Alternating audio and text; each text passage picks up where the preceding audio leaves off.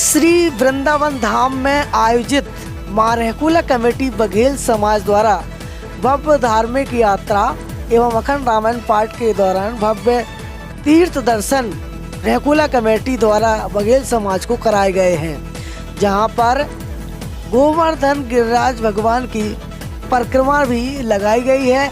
इससे पहले आपको दिखाएंगे प्रेम मंदिर के दिव्य दर्शन।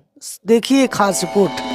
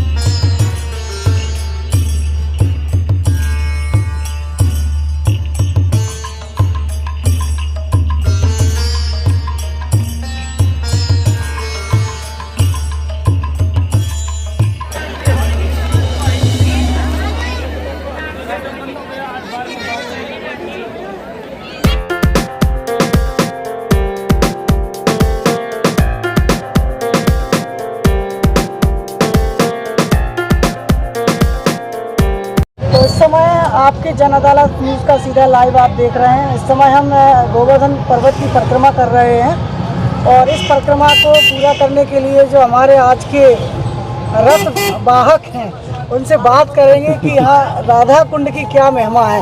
राधे राधे राधे राधे। सभी भक्तों के लिए राधा रानी का ये आशीर्वाद है। हाँ जी। ये परिक्रमा जो हो रही है गोवर्धन जी गिरिराज जी की 21 किलोमीटर की यात्रा है।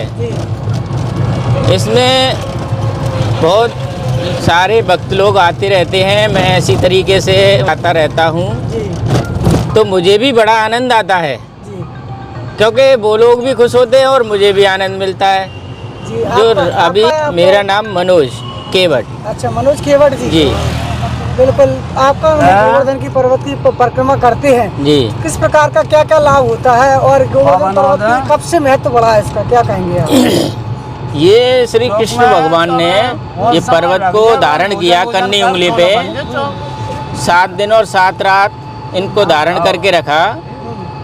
जो गांव के ब्रजवासी जो लोग हैं हमारे यहाँ के, उन सब की रक्षा करने के लिए गोवर्धन पर्वत को धारण किया और जिनका घमंड को चूर करने के लिए धारण किया है। उनका घमंड सारे भक्त लोगों की रक्षा करी, तभी से कृष्ण भगवान ने इनकी परिक्रमा की है और सभी को कराई है। 56 भोग लगता है यहाँ पर। हर समय ऐसे चलता रहता है, जैसे भक्त लोग आते हैं चलता रहता है। यहाँ पर आने का महत्व ये मान लो शब्दों में बयान नहीं कर सकते हैं। इतनी कृपा है यहाँ पे गिरिराज जी की, जो आप मांगोगे वो बगैर मांगे ही दे देते हैं। और चल पड़े बहुत दूर, हर महीने लोग आते हैं इसी कारण से। तो ये राधा कुंड जो बना हुआ है जी, किनकी है याद में बना हुआ था और क्या? ये राधा कुंड राधा रानी ने अपने कंगन से बनाया है जी। और उसी के बगल में श्याम कुंड है। हाँ। श्याम जी ने, ये कृष्ण भगवान ने अपनी मुरली से बनाया। अच्छा। तो राधा कुंड और श्याम कुंड दोनों एक ही कुंड है, हालांकि दोनों में जल एक ही है। साइड में दोनों की दीवार लगी हुई है। अच्छा, आप देखोगे तो जिस तरीके से आप बता रहे थे कि जो कंगन से बनाया गया था, तो उसमें गौ हत्या लगी थी भगवान हाँ, कृष्ण भगवान को गौ हत्या का पाप लग गया था। अरिष्टा नाम का एक दैत्य यहाँ पर आ गया था। तो उसको मारने के लिए कृष्ण भगवान ने अपना संकल्प लिया और उसका वध कर दिया। तो वो गाय था, अच्छा। तो इसीलिए राधा रानी ने कहा कि आप तो गौ के हत्यारे हो गए, मैं आपसे नाराज हूँ। जब तक आपका जो गौ हत्या का दोष दूर नहीं तो मैं आपसे बातें नहीं करूँगी। तो इस दोष को दूर करने के लिए राधा रानी ने अपने कुंड का निर्माण किया है। अच्छा। कृष्ण भगवान ने अपनी मुरली से निर्माण किया है। तो यहाँ पर बिठाकर कृष्ण भगवान को स्नान कराया जाता है।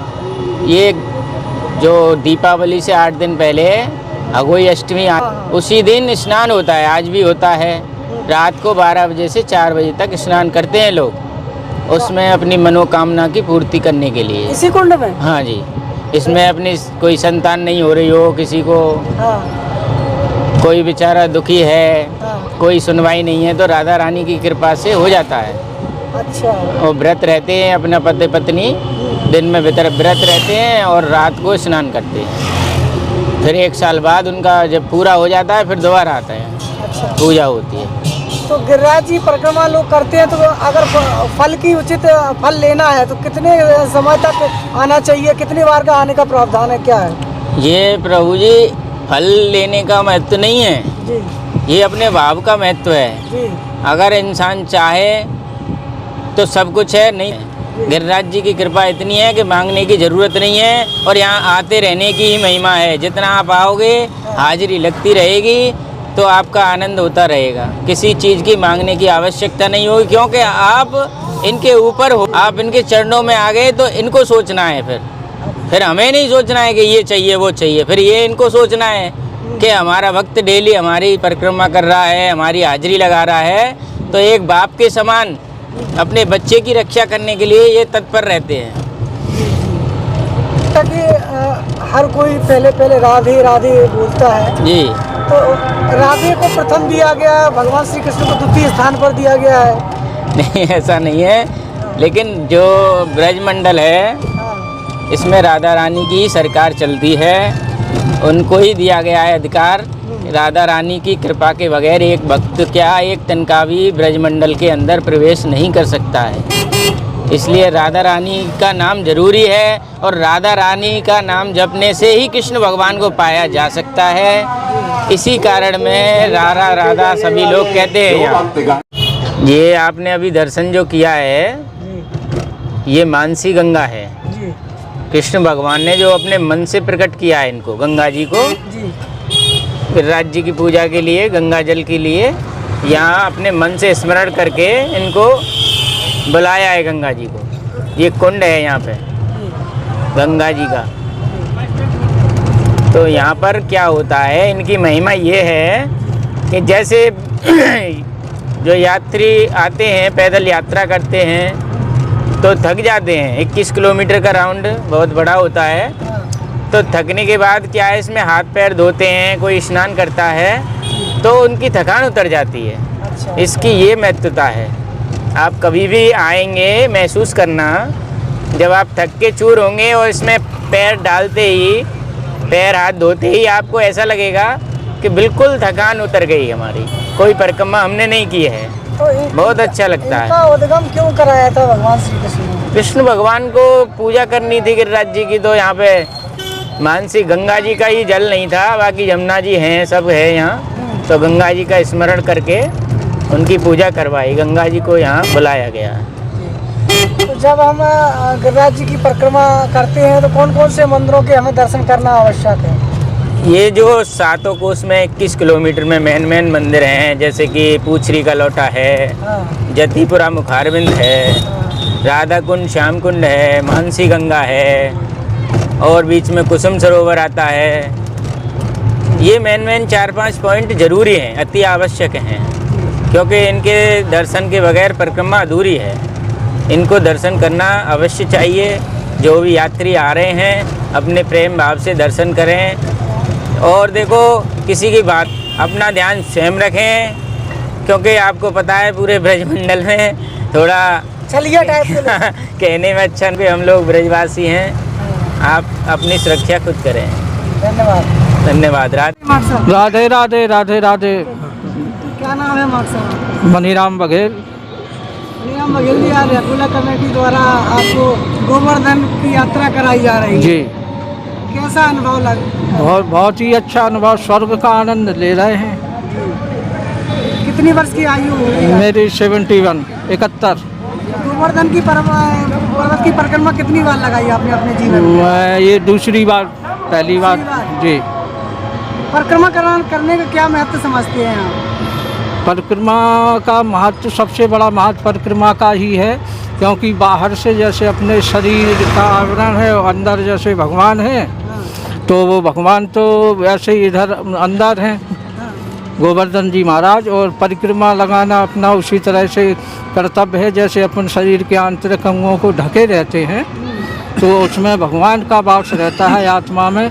ऐसे ही इसकी परिक्रमा का सबसे ज़्यादा महत्व बताया गया है। परिक्रमा है जी हमारी चौथी बार परिक्रमा है। 4 बार कर चुके हैं। हाँ, चौथी बार आए हैं। आपने क्या महत्व समझा? यहाँ जी मैं तो समझो कि भगवान ने जो है नरलीला कंस की यहाँ दिखाई है, और 7 दिन 7 रात जो है यहाँ भगवान ने बराबर लड़ाई लड़ी है और सब भक्तन की रक्षा करी है, और आज संसार में जो है इनकी वो फैली है, भक्त लोग आते हैं, काम सफल हो रहे हैं। जो अपमान करता है उनको भगवान नहीं मिलते हैं, और जिसने अपमान नहीं किया है उनको भगवान दर्शन भी देते हैं। उनने जो लीला रची कि ये नगरी में पानी नहीं बरसेगा, इंद्र ने कहा था इस नगरी में पानी नहीं बरसेगा तो पूजा उनकी इंद्र की होती है, पूजा इंद्र की होती, तो भगवान ने ये कहा है कि आप लोग उनकी पूजा नहीं करोगे, तो जनता को कुछ ऐसा लगा कि ये क्या कह रहे, तो उनने मान गए, बोले पूजा होगी तो हमारी होगी यहाँ। जब उनने बरसात, इंद्र ने गुस्सा में बरसात की, इतनी जोरदार बरसात की कि बेवट होगा। उसके बाद में उनने जो है उंगली से पहाड़ को उठा के उनने 3 दिन बरसात जब तक चली तब तक उठाती। उसके बाद में जब बरसात, इंद्र बोले कि बस श्री कृष्ण भगवान जब पहुंच गए, बंद हो गई बरसात, तो गोवर्धन जब से ही गुजरे गोबर के। हमारा अपना जीवन को धन्य आप लोग आ गया है।